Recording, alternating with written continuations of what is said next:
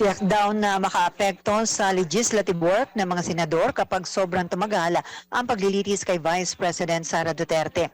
Itiniyag ni Senator Amy Marcos makarang igiit na sobrang matagal kung aabutin ng 7 hanggang 8 buwan ang impeachment trial. Hanggat maaari dapat kanyang sundin ang one-day examination of witness rules para mabawasan ang bilang ng araw ng paglilitis.